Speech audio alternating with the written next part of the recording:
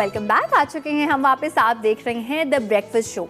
हम बात करने लगे हैं काम की बात में एक ऐसी चीज़ के बारे में जो हर एक को होती है, दैट इज़ कमर का दर्द। नेक से स्टार्ट हो रहा है, लोअर कमर में है, अपर कमर, कहीं भी है बैक का पेन, किसी ना किसी को किसी ना किसी फॉर्म में होता है। और ट्रस्ट करें, मैं इतनी अभी सीधी होकर बैठ गई हूँ। मैं अमूमन जो है ना वो टांग पे टांग रख के मजे से बैठी हुई होती हूँ कि मैं कहती हूँ बस वो खूबसूरत नजर आने चाहिए, लेकिन नहीं, that is not good for your back. मेरे साथ जो इस वक्त गेस्ट मौजूद है, आप उनको डिफरेंट जो है वो शोज़ पर देखते हैं और आप हमेशा उनको देखते हैं कि वो आपको चाहे आपकी बैक की बात हो, पॉस्चर की बात हो, जॉइंट्स की बात हो, वो आपको इन्फॉर्मेशन फराहम कर रही होती हैं। एक होता है डॉक्टर और एक होता है कायरोप्रैक्टर और एक होता है वो इंसान जिसने बहुत सारे कोर्सेज भी किए हुए होते हैं। मैं बताना चाहती हूँ हमारे साथ जिस वक्त गेस्ट मौजूद हैं, she is UK certified sport injury specialist, साथ साथ मैनुअल थेरेपी प्रैक्टिशनर भी हैं, soft tissue mobilisation and orthopaedic manual therapist. हमारे साथ मौजूद है डॉक्टर शबाना नाज। अस्सलाम वालेकुम। वालेकुम सलाम। आपका इंट्रोडक्शन देखते देखते मुझे खांसी आ गई है। सबसे पहले मुझे ये बताएं, जो बैक पेन है इसकी क्या क्या रीज़न हो सकती है? देखिए, बिस्मिल्लाहिर्रहमानिर्रहीम। सबसे पहले तो ये है कि सबसे बड़ी रीज़न ये है कि हमारा जो इम्यून सिस्टम, देखें आपका कितना कमज़ोर हुआ है कि खांसना शुरू हो गए। तो असल में आजकल एक तो वेदर ऐसा है, इस वेदर में हम लोग जो है अपनी सेहत का सबसे ज़्यादा ख्याल रखें। अभी जैसे आपके जो कफ़ है, इतने वायरल इन्फेक्शन फैले हुए हैं, इसके लिए आपको कोशिश ये करें कि अपना विटामिन D3 और अपना इम्यून सिस्टम स्ट्रॉन्ग रखें और इससे आपकी बोन्स के ऊपर भी पॉजिटिव इफेक्ट आता है। अच्छा, बैक पेन की जहाँ तक अभी आपने मुझसे बात की कि आप चाहे अपर नेक ले लें, मिड बैक ले लें या लोअर बैक ले लें, एक्चुअली हमारी जो स्पाइन है वो हमारी शुरू हो जाती है सर्वाइकल यानी गर्दन के रीजन से, सर के आखिरी हिस्से से ना, यहाँ से होती हुई ये हमारी टेल बोन तक हमारी तमाम की तमाम ये हमारा वर्टिब्रल कॉलम है, इसको हम स्पाइन कहते हैं। अच्छा, स्पाइन के ऊपर कई चीज़ें होती हैं। अब जो दर्द है, लोग अमूमन ये सोचते हैं कि डिस्क का कोई प्रॉब्लम हो गया या हड्डी में, इसके कई रीज़न है। एक सबसे बड़ा रीज़न ऑस्टियोजेनिक यानी आपकी हड्डी में कोई प्रॉब्लम है तो उसकी वजह से बैक पेन होता है। सेकंड, अगर आपके मसल्स में कोई प्रॉब्लम है तो उसकी वजह से भी दर्द हो सकता है। तीसरा जो है, अगर आपकी नर्व्स हैं वो पिंच हो रही हैं, उसकी वजह से भी हो सकता है। लिगामेंट्स अगर इंजरी हो गई उसकी वजह से भी हो सकता है। इसके अलावा बैक में जॉइंट्स होते हैं, फैसेट जॉइंट्स होते हैं, जो कि मोहरों को, जैसे इसमें स्पाइन में मैं आपको दिखाऊं, इसीलिए मैं मॉडल लेकर आई थी कि देखें ये जो है ये हमारे फैसेट जॉइंट्स कहलाते हैं, जो दो मोहरों को आप इसमें मिलाते हैं। तो ये जो फैसेट जॉइंट्स हैं, अगर आपके इन जॉइंट्स में कोई भी ऑर्थोपैथी हो गई, कोई भी मतलब आर्थराइटिस हो गया, कोई ट्रॉमा हो गया, तो ये जॉइंट जो हैं वो लूज हो जाते हैं, इसकी वजह से भी हो सकता है। फिर इन दोनों मोहरों के बीच में से ये नर्व्स निकल रही हैं येलो, ये जो नर्व्स हैं ये हमारी, जिसको मैंने कहा कि अगर ये नर्व्स पिंच होती हैं, यहाँ पर स्वेलिंग हो गई, ये छोटी सी स्पेस है और यहाँ पे ये स्वेलिंग की वजह से ये नर्व्स पिंच होती हैं और ये नर्व्स हमारी आगे पूरी बॉडी में नीचे पैरों तक भी जाती हैं, डिफरेंट एरियाज को सप्लाई करती हैं। इसके अलावा इन सब के ऊपर एक कवरिंग होती है जिसको हम फेशा कहते हैं। फेशा एक ऐसी, आपने कभी गोश्त खाया हो तो आपने देखा उस पर पतली सी बारीक सी झिल्ली होती है, वो पूरे मसल के इर्द गिर्द लिपटी हुई होती है, उसको हम फेशा कहते हैं। वो बारीक सी झिल्ली जो है वो देखने में तो बारीक होती है, लेकिन उसके अंदर एक फ्लूइड होता है जो कि लेयर्स में होता है और हमारी फ्रिक्शनलेस जो हमारी मूवमेंट्स है वो प्रोवाइड कर रहा होता है। अब ये कॉज कुछ भी हो, कोई इंजरी हो, ओवरवर्क हो, कोई फ्रैक्चर हो गया आपको, या फिर आपकी बोन्स जो है वो एज की वजह से भुरभुरी हो गई हैं, ऑस्टियोआर्थराइटिस हो गया है, गलत पॉस्चर है, गलत फर्नीचर का इस्तेमाल आप लोग अगर कर रहे हैं, तो ये सारी रीज़न जो हैं वो आपके इस बैक एंड नेक और मिड थॉरैक्स का जो है बायस बनती है। अच्छा, ये जो आपने बताई है ना बहुत सारी रीजंस, यहाँ पे मैं बात क्लियर कर दूँ कि जो भी आपकी बैक का दर्द है, जब हम दोस्त आपस में शेयर कर रहे होते हैं कि मेरे यहाँ पे पेन है, तुम्हारे कहाँ पे पेन है, तो अक्सर ऐसा होता है कि उसकी वजह कोई और हो सकती है। तो जब आप एक स्पेशलिस्ट के पास जाते हैं, एक डॉक्टर के पास जाते हैं, वो आपसे आपकी आदत के बारे में, पॉस्चर के बारे में, ग़िज़ा के बारे में, एक्सरसाइज क्या करते हैं उसके बारे में पूछता है, तो समझ में आता है। मैं चाहती हूँ डॉक्टर शबाना मुझे एक बात बताएं, जनरली हर एक के लिए आपने ये बताया और मैं चाहती हूँ हम दोबारा लोगों को बताएं कि ये जो बैठने का पॉस्चर है जिसमें आपका घुटना जो है वो आपके हिप से ऊपर होता है, ये कितना गलत है। और आपने मुझे याद है, मुझे बताया है कि लोअर बैक को सहारा मिले, मुझे अभी तक याद है, देखें मैं कितनी अच्छी स्टूडेंट हूँ, और टांगे जो है वो थोड़ी सी आगे की तरफ हो कि नी हिप से थोड़ा नीचे हो, तो प्लीज जरा इसकी इंपॉर्टेंस बताइए लोगों को लोअर जी, बैक के लिए। देखिए सबसे पहले तो हमें ये, जैसे आपने बिल्कुल सही बात की, अगर हमें कहीं पर भी पेन महसूस हो रहा है तो हमें खुद से जो है उसका ट्रीटमेंट अवॉइड करें, कोशिश करें कि हम एक्सपर्ट से एक ओपिनियन ले लें। देखिए अब हमें नहीं पता कि मस्कुलर पेन है, मसल पेन की ख़ास पहचान ये होती है, एक तो वो बड़े एरिया में होता है। अगर आपके जैसे नेक में है तो आपको महसूस होगा कि आपकी एक साइड पे दर्द है और एक साइड पे दर्द नहीं है, क्योंकि मसल्स बायलैटरल यानी दोनों तरफ होते हैं। अगर जैसे गर्दन में आपके एक तरफ दर्द होता है तो ऑटोमेटिकली आप देखते हैं पेशेंट इस तरह नेक करके आ जाता है। कमर में दर्द, ऐसे कमर के मसल्स में है तो आप इस तरह से हो जाते हैं। तो अगर मस्कुलर पेन है, एक साइड पे दर्द है, दूसरे पे नहीं जा रहा, तो ये भी एक इंडिकेशन होती है। मतलब आप इसे प्रॉपर नहीं कह सकते, लेकिन एक जैसे आप सस्पेक्ट करते हैं। सेकेंड, अगर आपको डिस्क का प्रॉब्लम है, खुदा ना खास्ता डिस्क हर्निएशन हो गई, डिस्क के भी कई स्टेजेस होते हैं। डिस्क हर्निएशन है, स्लिप डिस्क हो गई, डिस्क स्लिप हो गई। ये देखें डिस्क कहते हैं, ये जो हमारे दोनों वर्टिब्रा हैं, ये नजर आ रहे हैं आप कैमरे में भी नजर, ये हमारे जो दो मोहरे हैं इनके बीच में ये कुशन होता है, इसको हम डिस्क कहते हैं। ये बिल्कुल सीढ़ी की तरह का स्ट्रक्चर होता है, इसके अंदर 85% वाटर है, यानी आप इसमें ये जेली की तरह होता है और ये बिल्कुल सॉफ्ट होता है, ये कुशन प्रोवाइड करता है ताकि हमारे मोहरे आप इसमें ना टकराएं। अच्छा, ये एज के साथ साथ भी डिटेरियोरेट होता है? और भी मैं आपसे रीजंस जानना चाहती हूँ, हमारे साथ कॉलर भी, उनसे भी बात करते हैं। हेलो, अस्सलाम वालेकुम। वालेकुम अस्सलाम, कौन है हमारे साथ? मैं मेरा नाम फैज है, मैं 70 प्लस मेरी एज है। मैं जरा बात करना चाहता हूँ अपनी बैक पेन के बारे में। बिल्कुल कीजिए। तो मुझे ये मालूम करना है कि जब आप एक्सरे वगैरह करा के, MRI वगैरह करा के ये पता लगता है कि मोहरों में वो फासला जो डिस्क जिसे आप कह रहे हैं कम हो गया, ज्यादा हो गया है, तो उसके लिए ऑर्थोपेडिक के पास जाना चाहिए या न्यूरो सर्जन जो है वो प्रॉपर बंदा है जो उसको गाइड करेगा? अच्छा, आप कॉल पे ही रहिएगा। आप कोई सवाल करना चाहेंगी डॉक्टर शबाना इनसे? नहीं, मैं इसमें बताती हूँ, उन्होंने सिर्फ डॉक्टर की पूछा है किसके पास जाना चाहिए। बहुत बहुत शुक्रिया कॉल का। जी डॉक्टर शबाना, देखिए इसमें यह है कि अगर आपकी एक्सरे कराया, सबसे पहले तो आप ऑर्थोपेडिक के पास भी जा सकते हैं और न्यूरो वाले के पास। अगर आपकी नर्व इन्वॉल्व है तो आप न्यूरो फिजिशियन के पास जा सकते हैं, लेकिन अगर आपको बोन का मसला है, मसल का मसला है, तो ऑर्थोपेडिक या फिजियोथेरेपिस्ट जो है उनके पास आप जाए। या फिर अब जैसे अब तो फिजियोथेरेपी में भी, जैसे हम लोग न्यूरो मस्कुलर स्पेशलिस्ट है, इसमें हम लोग नर्व्स, मसल्स और जो भी प्रॉब्लम है उसको डिटेक्ट करते हैं। अच्छा, अब इनकी जो बात है कि अगर बोन में फासला कम हो गया तो देखें उसमें ना तो फिजिशियन का मतलब इतना, उसमें असल रोल क्या होता है, अगर आपकी हड्डी में ये डिस्क खत्म हो गई, डिस्क आपका वाटर है, एज के साथ, ट्रॉमा के साथ खत्म हो गया, अब ये बोन्स जो है वो करीब आ जाती हैं। अच्छा, इसका ये होता है कि जब बोन्स करीब आती हैं आप इसमें रगड़ खाती हैं, रगड़ खाने की वजह से स्वेलिंग हो जाती है। जाहिर है कोई चीज़ आप देखें ना, रगड़ खाती रहे आपकी स्किन पे भी तो स्वेलिंग हो जाती है। जब यहाँ स्वेलिंग होती है तो यहाँ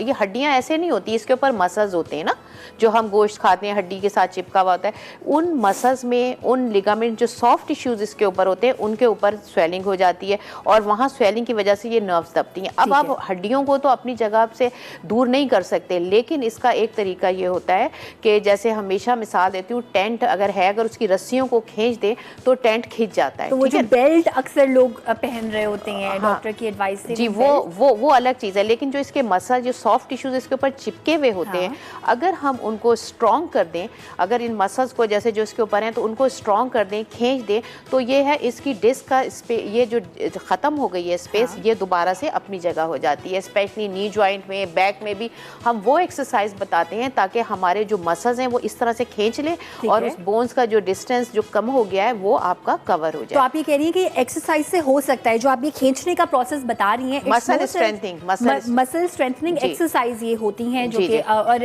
अभी हमारे साथ कॉलर है, आपको शो में भी इस तरह की एक्सरसाइज कुछ बता सकती हैं हमें? पहले कॉलर से हम बात कर लेते हैं, बिकॉज ये तो गुड न्यूज़ है उन लोगों के लिए कि एज की वजह से जो डिटेरियोरेशन आती है, हम कहते हैं कि नहीं या तो ऑपरेशन इसका इलाज है या बस बेल्ट पहन लें, लेकिन एक्सरसाइज जो डॉक्टर शबाना ने कहा है हम आपको ज़रूर बताएंगे कौन सी एक्सरसाइज। कॉलर भी हमारे साथ मौजूद है, शुमाइला, उनसे बात करते हैं। हेलो, अस्सलाम वालेकुम। वालेकुम सलाम। जी शुमाइला, क्या पूछना चाहेंगी डॉक्टर शबाना से? हम दो कोलीग्स हैं, किश्वर और शुमाइला। ठीक है जी जी। तो ऑफिस में अभी हम आपका प्रोग्राम देख रहे हैं, हमारे ना सर्वाइकल पेन बहुत ज्यादा होती है। ठीक है, सही। इनका सर्वाइकल पेन बहुत ज्यादा है, ऑफिस वर्क है हमारा, तो सुबह जब सो के उठते हैं तब ज्यादा पेन हो रही होती है। डॉक्टर शबाना कुछ पूछना चाहेंगी? आप रहें, कॉल पे ही रहें जी। अच्छा, आपका डेस्क कंप्यूटर का इस्तेमाल ज्यादा है, लैपटॉप कंप्यूटर का? जी जी, कंप्यूटर का इस्तेमाल ज्यादा होता है। और तकिया कैसा लेती हैं आप? तकिया तो बस नॉर्मल ही होता है। नॉर्मल मतलब हार्ड होता है, सॉफ्ट होता है, मोटा होता है या पतला होता है? नहीं, सॉफ्ट होता है, हार्ड नहीं है। और पतला होता है या जरा मोटा होता है? मतलब बहुत पतला भी नहीं होता और बहुत मोटा भी नहीं होता। ठीक है, चले ठीक है। थैंक यू सो मच जी। देखें ऑब्वियस इनका कॉज पता चल रहा है, लैपटॉप पे इनका वर्क है, इनका पोस्चर सही नहीं है, क्योंकि 60 to 70% जो पेन होते हैं वो आपके मैकेनिकल या गलत पोस्चर की वजह से होते हैं। आपके मसल्स, कुछ मसल्स ओवर वर्क कर रहे होते हैं, कुछ मसल्स जो है वो इस तरह से मसल्स डिसबैलेंस हो जाते हैं। अब इन्होंने नेक का, ये कंप्यूटर पे सारा दिन ऐसे काम करते होंगे, एक तो इनको ये चाहिए कि अपना नेक जो है ये 90 डिग्री पे रखना होता है। ये वो एंगल होता है जिस एंगल से आपके वर्टिब्रा पे, सर्वाइकल पे आपके स्ट्रेस नहीं पड़ता। और अगर आप बहुत ज़्यादा ऊपर रखें या बहुत ज़्यादा नीचे रखें तो आपकी स्पाइन के ऊपर, जैसे मैंने पिछली दफ़ा भी बताया था, 10 पाउंड्स का, अगर आप 1 इंच आगे करते हैं तो 10 पाउंड्स का प्रेशर आपकी स्पाइन पे आता है। अब आप 10 पाउंड्स अपनी स्पाइन पे 5 मिनट 10 मिनट कितने घंटों रखें तो कितना पेन होगा। अच्छा, लेकिन डॉक्टर शबाना ये अंदाज़ा कैसे होगा? जैसे अभी आपने 90 डिग्री कह दिया, अब मैं जिस तरह बैठी हूँ मुझे किस तरह अंदाज़ा होगा कि ये बिल्कुल सही आगे की तरफ है या पीछे की तरफ है? जैसे आप मुझे बताएं कि 90 डिग्री, अभी क्या 90 डिग्री है मेरा इस वक्त? आपका सही है, बिल्कुल सही है। अच्छा, इस वक्त सही है, लेकिन देखिए हमारी बॉडी में सेंसर लगे हुए हैं। अल्लाह ताला ने हमारी बॉडी में हर चीज़ बनाई हुई है। हमारी बॉडी के अंदर एक सिस्टम है, होम्योस्टेसिस उसे कहते हैं। हमारी बॉडी में अगर कोई भी चीज़ डिस्टर्ब होती है तो फ़ौरन तौर पे हमारी बॉडी के वो सारे अमल काम करना शुरू करते हैं। ये सेंसर्स हैं। आप अगर नीचे जाएंगे आपको ऑटोमेटिकली फील होगा, आपका ब्रेन को पता चल रहा है कि आप नीचे जा रहे हैं। आपने अपना पॉस्चर हैबिचुअल रखें, आप इस तरह रखिए, और तकिए का इस्तेमाल आपने ऐसा तकिया लेना है रात में कि ये जो आपकी गर्दन का कर्व है, इस गर्दन के कर्व को सपोर्ट हो। आप छोटा गाँव तकिया ले लें, रोल करके आप टावल ले लें, या आप रोल करके बेडशीट बड़ी लेके ये गर्दन की ये जो कर्व है इसके अंदर आप सपोर्ट दें और सर आपका इस तरह से रहेगा। लेकिन जब आप करवट लें तो आपने ऐसा तकिया लेना है कि आप अपने ये कंधा और ये सर इसकी विड्थ का हो, ताकि गर्दन आपकी यूं ना जाए। जब आप करवट लें आपकी गर्दन बिल्कुल स्ट्रेट रहे, यानी तकिए की इतनी विड्थ हो।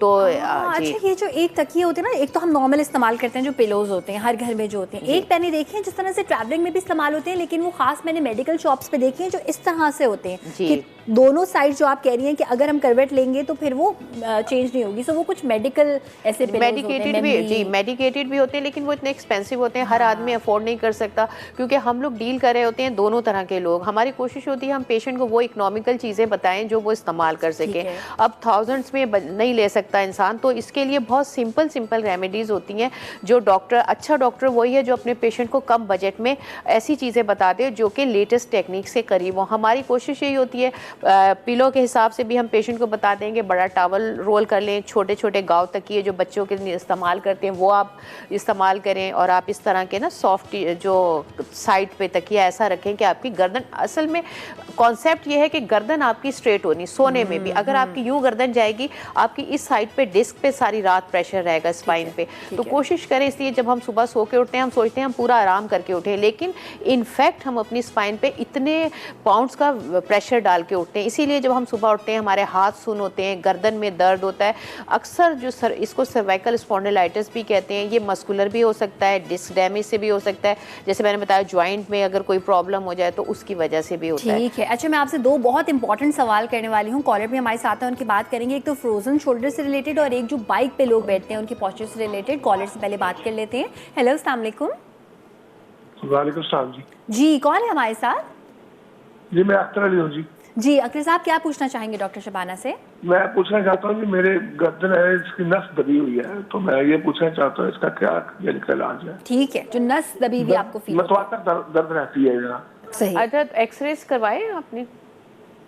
जी जी, वो बाजू है, पूरे का पूरा बाजू है और उसमें दर्द है, और गर्दन के जो नस है, यानी कि मैं रात को सोना मुश्किल है मेरे लिए। एज कितनी है आपकी? हेलो, एज कितनी है आपकी? उम्र कितनी है आपकी? मेरी एज इस वक्त 58 है जी।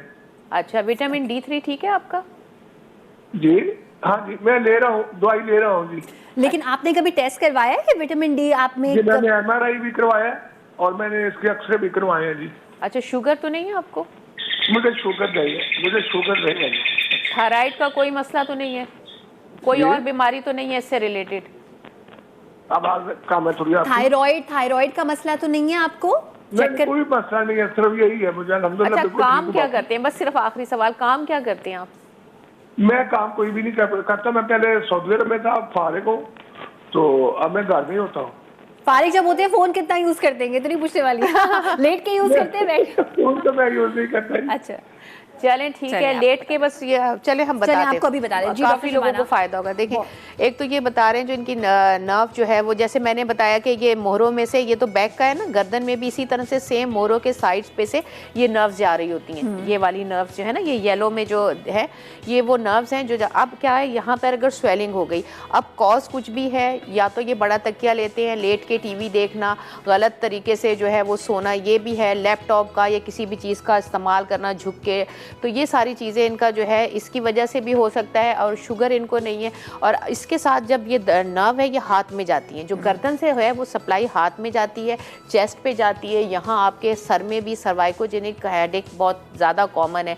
अक्सर लोग आते हैं वो कार्डियो में चले जाते हैं कि उनको सूडो एंजाइना हो रहा है गर्दन की वजह से ना, क्योंकि नर्व यहाँ सप्लाई करती है इन मसल्स को, पेक्टोरलिस वगैरह को, तो ये सारी नेक से आती हैं, पीछे बैक पे जाती हैं। तो ये दर्द आपका रेडिएट कर सकता है आपके हाथ में। अगर आपके इस साइड की नर्व पिंच कर रही है तो इन 2 फिंगर्स में, 2.5 फिंगर, मतलब जिस तरह की नर्व जो सप्लाई है वो अगर कंप्रेशन हो रहा है नेक से, तो आपको उसी एरिया में, और नर्व पिंच होने की खास पहचान है, बर्निंग सेंसेशन होगी, सुन होना और टिंगलिंग सेंसेशन, जैसे कीड़े चल रहे हैं। अच्छा, इसके लिए ये किन स्पेशलिस्ट से रब्ता कर सकते हैं? फिर हमें ब्रेक पे जाना है। हाँ जी, इसके लिए बस यही है कि ये अपने दिखाया है, डॉक्टर ने इनको बताया है MRI में, अपने डॉक्टर से, नहीं तो फिजियोथेरेपी कराएं, जिसमें आपकी इन्फ्लेमेशन सबसाइड होगी, दर्द आपका खत्म होगा, फिर एक्सरसाइज रिहैबिलिटेशन की बताइए। ठीक है, अभी हम जा रहे हैं दोस्तों ब्रेक पर, और जब ब्रेक से वापस आएंगे ना तो आपके और सवाल भी लेंगे। फ्रोजन शोल्डर पे बात करेंगे, बहुत कॉमन एक इशू है। इसके अलावा जो लोग बाइक पे बैठते हैं, क्या सही पोस्चर है, बैक पेन से किस तरह बच सकते हैं, डॉक्टर शबाना बताएंगी। जल्दी से ब्रेक से वापस आते हैं।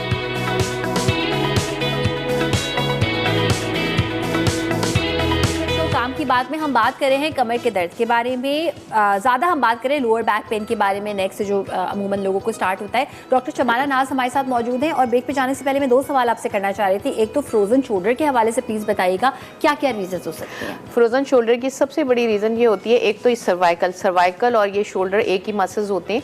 अगर आपके गर्दन में तकलीफ होती है तो ऑटोमेटिकली वो आपके शोल्डर को भी इन्वॉल्व करती है।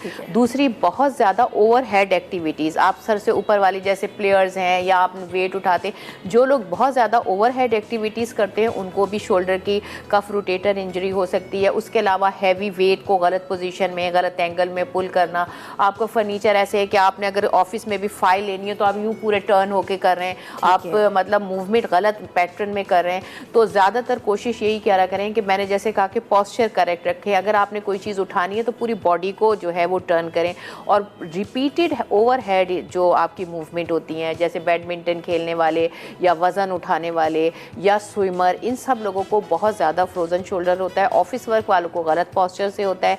मेजॉरिटी जो घर में औरतें होती हैं उनको सर्वाइकल जब आप ट्रीट नहीं कराती तो वो शोल्डर तक चला जाता है। ठीक है। अच्छा, दूसरा एक बहुत कॉमन सवाल कि जो बाइक पे लोग जो है वो राइड कर रहे होते हैं, घंटों घंटों कर रहे होते हैं, ट्रैफिक का तो आपको पता है, सो उनके लिए कोई पॉस्चर बताना चाहेंगी, कोई ख़ास तरीका बाइक चलाने का या उसके बाद की केयर का? देखिए, जब हम बाइक चलाते हैं, अगर ऑलरेडी आपको बैक पेन है उसके लिए अलग पॉस्चर, लेकिन नॉर्मली हम एक जनरल बात करेंगे कि हमारे जैसे रोड्स हैं, खड्डे हैं रोड्स पे, उसमें तो बहुत ज़्यादा, और बैक एक ऐसी चीज़ है कि हमने जब स्ट्रेट रखी होती है, जैसे मैंने आपको बताया, अगर हम स्ट्रेट बैक रखते हैं बिल्कुल सीधी, तो ये जो हमारा डिस्क है ना, हमारा प्रेशर जैसी झटका आता है, ज़्यादा कंप्रेशन हमारे इनके ऊपर आता है, हमारे इस पे। तो इसके लिए सबसे इम्पॉर्टेंट चीज़ ये है, एक तो बाइकर्स को बहुत ज़्यादा दूर होके अपनी सीट पे नहीं बैठना चाहिए, ठीक है, दूर होके जैसे बाइकर्स बैठते हैं ना यूँ पीछे होके, एक तो वो नहीं, अपने बैक को थोड़ा सा रिलैक्स फॉर्म में, ताकि कर्व थोड़ा सा रहे, और अगर कोई आपको धक्का आए या कोई गड्ढा आए तो डायरेक्टली आपका प्रेशर स्पाइन पे ना आए, वो डिस्ट्रीब्यूट हो जाता है वेट। सेकंड, आपने हाथों को बिल्कुल स्ट्रेट नहीं रखना, आपने थोड़ा सा एल्बो को बैंड रखना है, ये मसल्स आपके रिलैक्स हों, और आपकी ये जो रिस्ट जॉइंट है आपने इसको नहीं ज़्यादा फोल्ड करना, इसके आप 120 का एंगल कम से कम,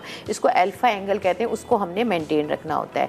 तो सिंपल ये है, और सीट के जो है वो क्लोज होके बैठना है, घुटनों के करीब होके बैठना है। और दूसरी चीज़ ये है कि अपने सस्पेंशन जो है, ताकि आपके गड्ढे वाली सड़कें हैं तो आप अपने सस्पेंशन को जो है वो चेक कराएं।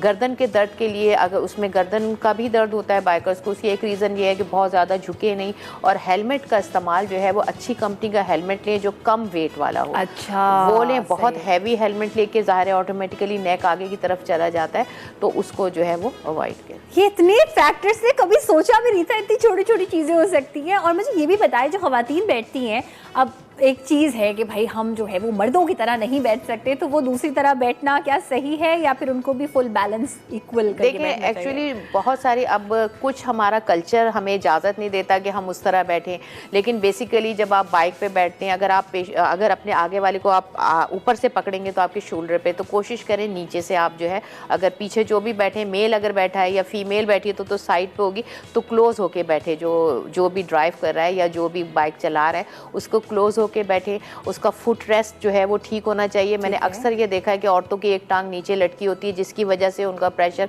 बैक पे, अगर उनको पेन है तो उसको ऑटोमेटिकली वो टांग पे प्रेशर आएगा तो उनकी बैक पेन और ज़्यादा। लेकिन देखिए डॉक्टर शबाना, जो हम कल्चर की बात करें, कल्चर को तो अभी भूल जाते हैं। हाँ। कि अगर वो उस तरह जैसे लड़कियों के स्टाइल में एक साइड पे जो बैठी है, तो जाहिर सी बात है कि वो कोई ऐसा फुट रेस्ट नहीं है जिस पे दोनों आ सके। हाँ। तो एज डॉक्टर आप क्या सजेस्ट करेंगी कि उसी तरह से बैठे जिस तरह लड़के बैठते हैं? बैक के लिए क्या बेहतर है? जी बिल्कुल, वो उसी तरह ही बैठे। अगर अब जाहिर है वो एकदम हमारे कहने से चेंज है, उसी तरह से बैठे। जैसे मैंने कहा, फुट रेस्ट जो है वो थोड़ा ब्रॉड वाला बना के रखें ताकि दोनों पैर उसके ऊपर आ जाएं। बगैर फुट रेस्ट के औरतें ना बैठें। सेकंड, क्लोज होके बैठें, जो राइडर है उसकी क्लोज होके उसको पकड़ के बैठें ताकि जो है उनको सपोर्ट भी रहे। और अगर उनको बैक पेन है तो आप लंबो सैक्रल बेल्ट्स आती हैं, वो बैक की सपोर्ट के लिए वो आप उसको यूज़ करें। ठीक है। अच्छा, मुझे मौसम के हिसाब से भी बताइएगा कि जब सर्दी आती है तो हर किस्म के जोड़ में, कमर में भी ज़्यादा दर्द शुरू हो जाता है, तो उसका क्या इलाज हो सकता है, किस तरह, आपसे पूछेंगे। मगर फिर कॉलर है हमारे साथ, बुशरा है, हमसे बात करते हैं। हेलो, अस्सलाम वालेकुम। वालेकुम अस्सलाम। क्या पूछना चाहेंगी? गुड मॉर्निंग बुशरा, कुछ पूछना चाहेंगी डॉक्टर शबाना से?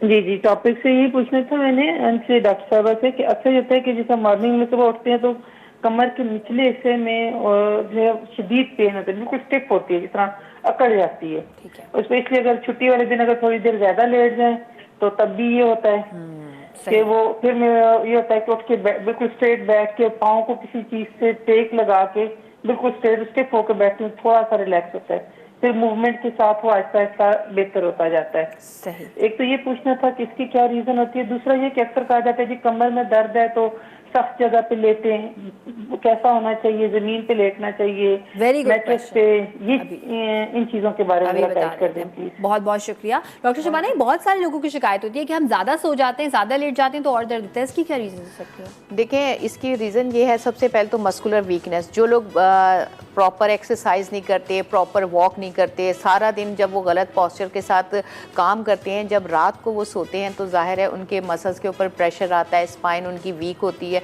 एक तो रीज़न ये होती है। दूसरा, उनका मैट्रेस अगर आपका सॉफ्ट मैट्रेस है, स्प्रिंग मैट्रेस है, तो वो आपके बैक को इस तरह कमर को झुला देगा। जब आपकी कमर यूँ, स्पाइन को स्ट्रेट यूँ होना चाहिए, फुली सपोर्टेड। अगर आपकी स्पाइन फुली सपोर्टेड नहीं है, जब आप सो रहे हैं और आपकी स्पाइन कर्व में आ गई, तो आप जब सुबह उठेंगे तो आपको ऑटोमेटिकली, जैसे मैंने बताया तकिए का होता है, इसी तरह से स्पाइन पे। और जो नीचे लेटने का इन्होंने पूछा है, देखें अब जो नई रिसर्च ये कहती है कि आपने हार्ड बेड लेना है। आपने नीचे लेटने का मकसद ये, आप यंगस्टर हैं, अगर चलो किसी को प्रॉब्लम हो गया वो नीचे सो सकता है, लेकिन क्योंकि मेजॉरिटी ऑफ केसेस ऐसे होते हैं जिन्हें आर्थराइटिस होता है घुटने का या शोल्डर में प्रॉब्लम है, तो अगर उनकी बैक में पेन है तो वो नीचे सोते हैं। जब वो नीचे सोते हैं वो ठीक है, आपने हार्ड बेड लिया, लेकिन जब वो उठते हैं तो उठते वक्त उनको बहुत ज़्यादा प्रेशर आता है उनके नी जॉइंट पे, उनके शोल्डर पे, जिससे उनकी कंडीशन और एग्रीवेट होती है। तो ऐसे लोगों को हम ये बताते हैं, मेडिकेटेड बेड जितने जो ले सकते हैं लें, अदरवाइज तो हमारे पास हर चीज़ का सलूशन है, पाकिस्तानी हमारे पास जुगाड़ है हर चीज़। इसका क्या जुगाड़ है? इसका यह है कि तख्त है, लकड़ी का तख्त है, वो तख्त आप लें, उस पर पतला सा रुई का गद्दा डालें। कितना सस्ता सा है। पहले तो हर घर में तख्त पोश होते थे, आप उस पर रुई का गद्दा डालें और उसके ऊपर आप अपना बिस्तर नॉर्मल करें और सोएं।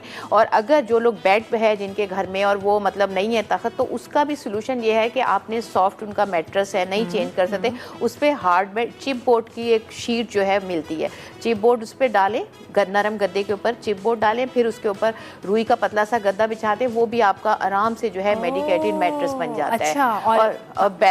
और थोड़ा सा बेड की हाइट थोड़ी ऊंची होनी चाहिए जब आप उठें, ताकि आपकी बैक पे उठने में प्रेशर ना आए। हमेशा हिप जॉइंट जो है वो नी जॉइंट से ऊंचा होना चाहिए। ये तो अब मुझे डॉक्टर शबाना ने याद करा दिया। आप लोग भी याद कर लें, चाहे बैठे हो, खड़े होने लगे, हिप जॉइंट नी जॉइंट से ऊपर होना चाहिए, याद याद हो जाना चाहिए कमर के लिए। अच्छा, एक और सवाल कि जनरली स्प्रिंग ज़्यादा बेहतर होता है मैट्रेस या फिर फोम? कोई भी बेहतर नहीं है।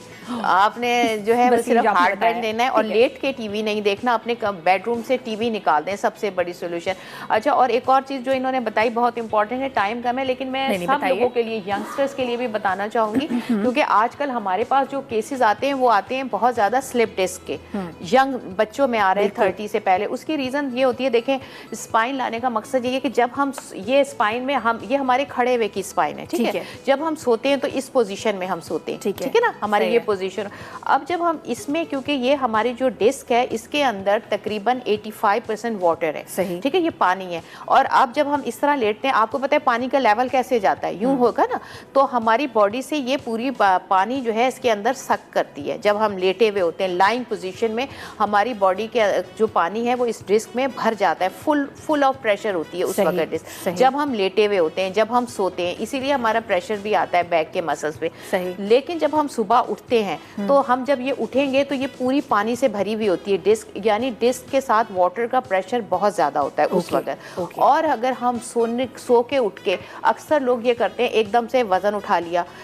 आपने अक्सर देखा होगा कि वॉशरूम में बैठे हैं और स्टक हो गई एकदम कमर, हम खड़े नहीं हो पाए। बिल्कुल। उसकी रीज़न यही होती है कि उस वक्त वाटर प्रेशर होता है डिस्क में बहुत ज़्यादा।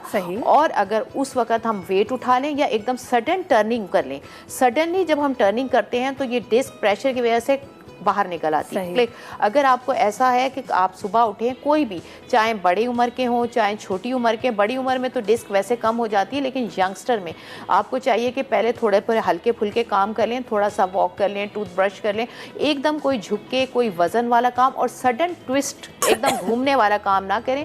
उससे जो है आपकी डिस्क स्लिप हो सकती है। और आपको अगर खुदा ना खास्ता ऐसा फील हो कि आपके एकदम से कड़क से आवाज़ आई है, इसका मतलब अल्लाह ना करे कि डिस्क का प्रॉब्लम तो नहीं हो गया, आपको बैंड होने में तकलीफ हो रही है, आपको खांसने में तकलीफ हो रही है, तो इसका यही मकसद होता है कि आपकी डिस्क जो है उसके ऊपर कोई प्रॉब्लम हो गया है, फौरन डॉक्टर से रुजू करें। अच्छा, और ये भी है कि जो कुछ लोग जो है वो उठने के बाद थोड़ा सा स्ट्रेच करते हैं और वो कहते हैं कि हमें बेहतर फील होता है, तो क्या ये एडवाइजेबल है? जी जी बिल्कुल, वही वार्म अप हो गया ना। अब देखें सिंपली आपने इस तरह से थोड़े से आपने ये बैक की एक्सरसाइजेज होती हैं कि आपने अपने एब्डोमिनल मसल्स को, अपने साइड के जो मसल्स हैं उनको करके प्लीज हमें बताइए। और उन लोगों के लिए भी बताइए जो कि ट्रैफिक में फंसे होते हैं, 1.5 घंटा 3 घंटा, चाहे ड्राइव कर रहे हो चाहे पीछे बैठे, वो वक्त नहीं है जिम जाने का, तो कोई ऐसी एक्सरसाइज जो बैक के लिए अच्छी हो जो आप बताना चाहें? वो मैं बताती हूँ, लेकिन एक मिनट, एक चीज़ और बहुत इंपॉर्टेंट कहूँगी कि जब हमें कोई तकलीफ होती है हम उसी वक्त यूट्यूब और गूगल का यूज़ करते हैं। जो यूट्यूब पे जो भी एक्सरसाइजेज हैं वो नॉर्मल लोगों के लिए, अक्सर हमारे पास पेशेंट आते हैं उनकी कंडीशन और ज़्यादा ख़राब हो जाती है वो एक्सरसाइजेज करके। तो ये जहन में रखें कि जो एक्सरसाइजेज आपको यूट्यूब पे या कहीं वो सबके लिए नहीं है। हर एक्सरसाइज, जैसे अगर आपको डिस्क का प्रॉब्लम है तो उसमें एक्सटेंशन एक्सरसाइज करनी होती है, अगर आप झुकने वाली एक्सरसाइज करेंगे तो आपकी डिस्क और बाहर निकल आएगी। और अगर आपकी स्पाइन कंप्रेस हो रही है, स्टेनोसिस है, तो आपको आगे झुकने वाली एक्सरसाइज करते हैं, एक्सटेंशन एक्सरसाइजेज उसमें मना होती हैं। यानी हर आदमी के लिए हर एक्सरसाइज नहीं है। इसीलिए मैं यहाँ पर कहीं भी टीवी में डेमो इसलिए नहीं देती कि अगर हम पर्टिकुलर कोई केस, जैसे अब अगर कभी आपके साथ मौका मिला हम शैटिक पेन पे अगर बात करें तो हम प्रॉपर उसकी रीज़न के साथ और फिर उसकी रीज़न के साथ हम डेमो भी देंगे। अच्छा, और एक और चीज़ ये है कि इन सब चीज़ों में जैसे है कि अब पहले के लोग ये समझते थे, जैसे उनकी नस दब रही थी, एक साहब ने फ़ोन किया था कि लोग क्या सोचते हैं हम लोग जो है कि अब कोई होप नहीं रही, अब हमें सर्जरी ही करानी है। लेकिन अब हम लोगों के अल्लाह ताला ने इतना ज़्यादा हमारे ऊपर मतलब अल्लाह की अता है कि हम लोगों के अल्लाह ने बहुत से ऐसे फील्ड्स में हम लोगों ने, जैसे सॉफ्ट टिश्यू मोबिलाइजेशन आ गई है, फिजियोथेरेपी है, बहुत पोस्चर करेक्शन है, एर्गोनॉमिक्स है, ये वो चीज़ें हैं जो आपके पेन में बहुत हेल्प करती हैं। सॉफ्ट टिश्यू मोबिलाइजेशन है, इसमें डिफरेंट टूल्स आ गए हैं, उसमें डायनामिक कपिंग है, ड्राई नीडलिंग है, इंस्ट्रूमेंट असिस्टेड। अच्छा, ये सारी चीज़ें मैं आपसे ज़रूर जानूंगी, इस पर हम एक शो करेंगे बाकायदा। अभी जो है ना वो वक्त हो गया है ख़त्म। बहुत बहुत माजरत एंड बहुत बहुत शुक्रिया डॉक्टर शबाना आने के लिए। आपके साथ टॉपिक जो है ना वो बस दिल चाहता है सवाल पूछते रहें। और ये जो उन्होंने बताया है डॉक्टर शबाना ने, सॉफ्ट टिश्यू मोबिलाइजेशन, ये क्या है, जिस तरह से थोड़ा सा भी 1-2 वर्ड्स में उन्होंने बताया है, हम इंशाल्लाह इनको दोबारा शो में बुलाएंगे, आपको ये बताएंगे। बिकॉज जैसे डॉक्टर शबाना ने कहा, मैं आपको एक मज़े की बात बताऊं कि जब आपका इस तरह का कोई भी पेन होता है, जैसे अभी डॉक्टर ने भी कहा कि कभी कभी ऐसा लगता है कि बस ज़िंदगी ख़त्म है, इतना बुरा पेन है कि सर्जरी के अलावा कोई रास्ता ही नहीं है। जब आप जाते हैं ना बाकायदा फिजिकली चल के सवाल नहीं करना, यूट्यूब नहीं करना, एक डॉक्टर के पास उनको अपनी इश्यूज दिखाती हैं, वो आपके टेस्ट कराने के बाद जब वो आपका इशू देखती हैं, ट्रस्ट मी बड़े से बड़ा मसला सॉल्व हो सकता है। और कुछ चीज़ें ऐसी होती है कि आप बोलें हैं ये सॉल्व हो गया, दर्द खत्म हो गया। सो डॉक्टर के पास फिजिकली जाना बहुत ज़रूरी है। डॉक्टर शमाना नाज कराची में होती हैं, आप इनसे रब्ता कर सकती हैं। ब्रेक पे जाने का टाइम है। ब्रेक से वापस आने के बाद हम आज का सीखे में एक बाना सीखेंगे। जल्दी से वापस आ जाइए।